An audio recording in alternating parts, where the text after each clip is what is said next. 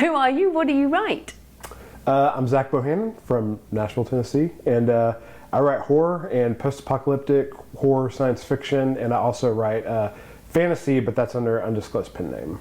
Ah, undisclosed. For now. For now. Yeah. So we're here in New Orleans. So what made you decide to do this collaboration in the first place? So when Jay brought this idea to me, I mean, it was, I didn't have to think about it too long. It was kind of a no, it just seemed like too good of an opportunity, you know, to be able to, you know, travel with 4 writers or 3 other writers and, you know, have this joint experience together. It was just something I couldn't turn down.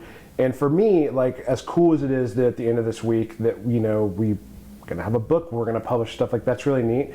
For me, it's been more about like the friendships I've built with you guys over this week, and, you know, just, you know, learning from each other and all that. I think that's, and just again having this joint experience, I just think it's so unique and it's so cool, and I didn't want to miss out on that. And how does this compare to the previous co-writing projects you've done? It's very different. You know, just having just the way we naturally did this, and I love how we did it. You know, we're gonna come in and we're gonna write a book in a week. You know, pretty much, and but it's definitely different. You know, working with 4 people as opposed to 2, you're obviously gonna hit some bumps and stuff. But I think we've all been really professional, and there hasn't been that many bumps. It's been probably less than I thought there was gonna be, honestly. but yeah, it's just the time frame that we have has kind of been what's really made it crazy more than anything. So it doesn't really compare to any other collaborations I've done, for sure. So, to be more specific about some of the bumps, like what have been the challenges for you personally? Well, like, yeah, I think just from the story aspect, like, you know, just you know, I go in to write a scene and just trying to, you know, I got to know where all the other characters are, you know, in the train and stuff, and so that's been a little bit of a challenge. And then, you know, where the other, you make sure that none of you guys have written my character somewhere else. I mean, obviously it's all stuff that can be edited out later, but, you know, I don't really like wasting words, so I want to kind of be prepared going in, and that's been a little difficult at times, but again, we've made it all work, and it's gone really well. So. And what would you do differently next time if you were to do another 4-person collaboration? How would you do it differently? I think the big thing I would do different is, I think that maybe I would go in a little more with like some kind of a loose outline or something, just so we kind of, like with this, you know, we already kind of had the world built and stuff, and we wanted the outline applying to be, that was part of the experience, and I like that we did that. But I think next time I would maybe go in with at least a little more, like, even if we, and I know we talked about doing this, but and I guess we did do this, like when we had our characters built and stuff, but maybe like, you know, we had that where we really talked about that, had a meeting, we had a meeting beforehand, you know, where we talked about our characters and kind of their arc and stuff. I think that, you know, alone, like those types of things would help a little bit. But yeah, that would be pretty much it, honestly. Those are some of the challenges, but what are the positives that you see with co-writing? Like, how has it helped you on this project and your previous projects in terms of your writing career? Well, I mean, as far as this project, I mean, you know, we write a book in a week. I mean, that's pretty fast to get a product, you know, a book done. And it's, you know, it wouldn't be impossible by myself, but like it kind of would be. Like, I don't think I could write this much in a week. So, and then, yeah, as far as this project, I mean, you know, there's that, and then there's the other things outside the book I mentioned about us, you know, just being here. But as far as other co-writing projects, kind of what I really like about them, so I use my stuff with Jay for as an example, because that's who I co-author with the most, is, you know, we have opposite strengths and weaknesses and opposite likes and dislikes of what we like to do in the process of writing a book. So for example, Jay loves doing revisions, but he doesn't really like first drafting. Well, I'm the opposite. I love first drafting, but like, if I get too bogged down doing revisions over a long period of time, like I don't like doing that. he also is a better pre-planner. Like, I love outline and stuff and story and world building, but he's better at it than I am, and so that helps too. Like, so, you know, he will plan the book, I write the book. I'll usually do like a real quick glance over just to give him a little less work, and then he likes getting bogged down and like coming in fresh and then doing the revisions from there. So that really works for us, and that way, you know, especially once we really get our process going, it's going to make the whole process of writing a series of books so much easier, because he can have the outline done so I can go straight into the next book while he's doing revisions on the other one. So those are some definite advantages. If you can find a partner like that who has opposite strengths to your weaknesses, I mean, I think that that's a huge advantage to co-writing. Although I've noticed, like your voice and Jay's voice are pretty similar. My voice is very different to you guys, and Lindsay's voice is completely different again. So, I mean, I think that's quite a difficult thing. I mean, I can see how you and Jay could write one book together more easily. So how have you felt about the differences between everybody's voice in terms of making a coherent story? It's definitely a little bit of a challenge, but that's part of what makes this project unique. I mean, we brought, like you said, I think Jay and I are definitely the closest in voice for sure. But the uniqueness of everyone's voice is part of what makes this project so cool to me, you know.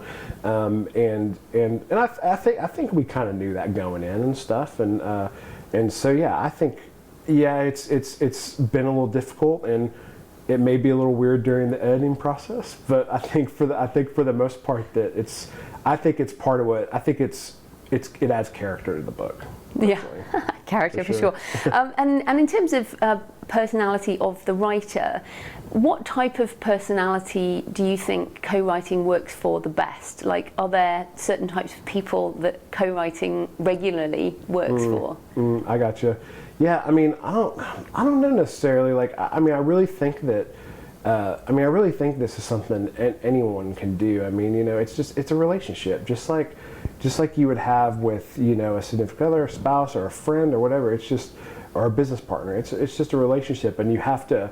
I do think it's important to find someone or some people that you mesh with. You know, like going back to Jay, like Jay and I have a lot. You know, we're good friends. We have a lot in common. So we read the same stuff. We listen to the same music.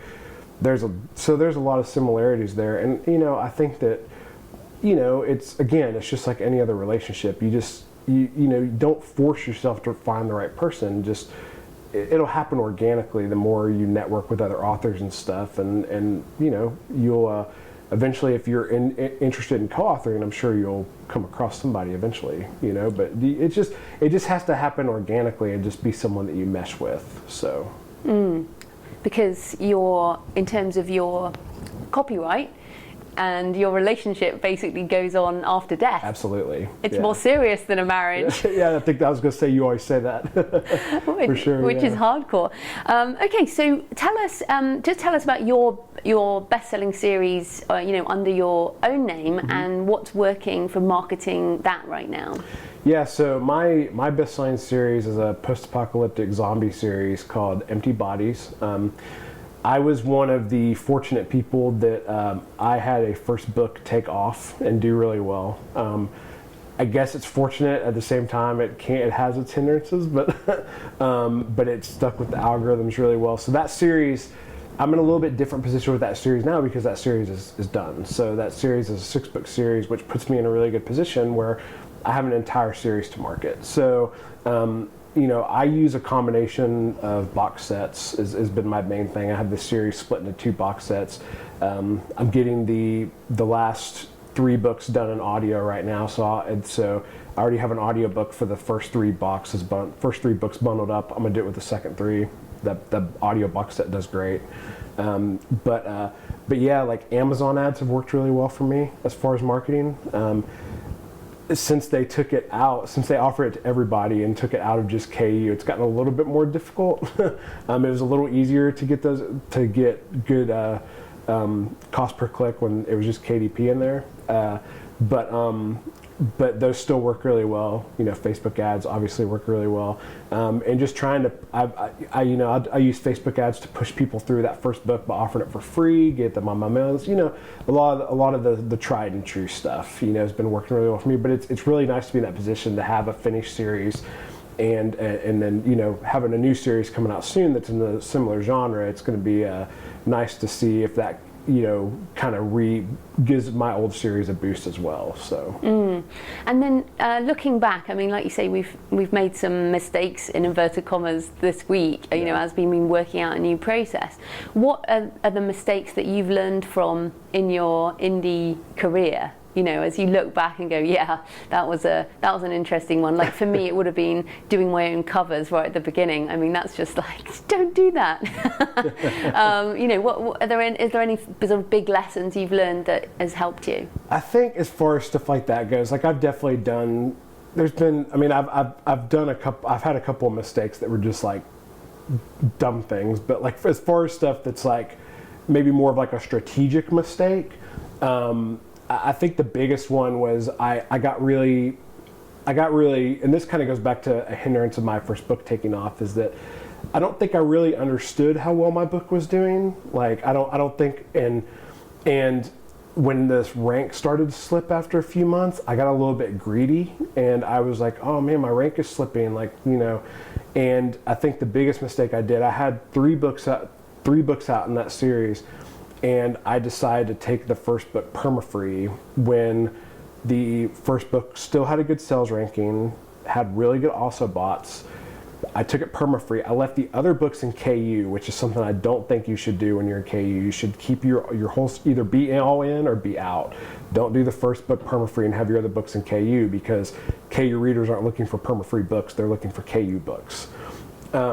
So I took it out, and then my book, it did really well free, but I lost a bunch of also bots. I messed up the algorithms.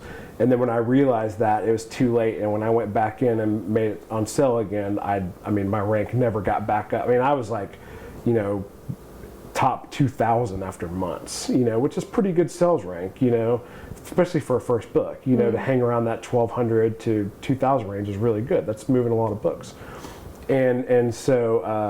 So yeah, that would definitely be my biggest mistake. So just like, think through things. Don't get overwhelmed when you listen to podcasts and you hear strategies work for other people, and then you feel like you have to chase rabbits and do all those things. Just think about it, be strategic, and you're going to mess up along the way. You're going to, and that's part of the process, and that's part of learning to be an entrepreneur and run this business. So. Yeah, fantastic. And what excites you most about the indie author movement, as I now think it really is? Yeah, I think what most excites me, honestly. So I spent the majority of my 20s playing in heavy metal bands and trying to, I didn't go to college. Instead of going to college, I went on tour. Like my parents didn't like it, but that's what I wanted to do. So. And at the time, this whole idea of being an independent artist was extremely young. I mean, like it was amazing for us to be able to put our music on MySpace and have people come to it, So this was like 2000. I mean, this was 2004, 2005, 2006, around that time. And at the time, all that stuff was still young, that we still needed to chase after trying to get signed to a record label. And the reason for that, yeah, we could go and spend a bunch of money and get our CDs made, but we needed a label to help us with like booking tours, to get on decent tours, so we didn't have to book all of ourselves, and then we'd have some financial support. All that's gone now, like because of where the digital distribution has gone.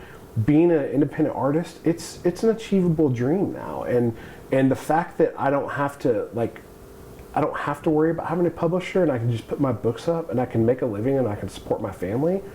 That's pretty amazing. And to me, it's only going up from here. And independent artists are getting smarter, and it's just, everything just keeps innovating, and it's I see a really bright future for this space, and I don't think it's going away anytime soon. So.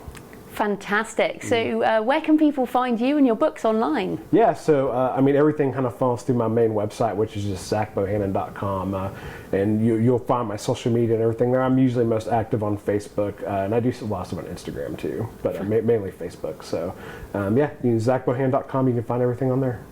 Thanks so much, Zach. Awesome. Thank you, Joanna. I appreciate it.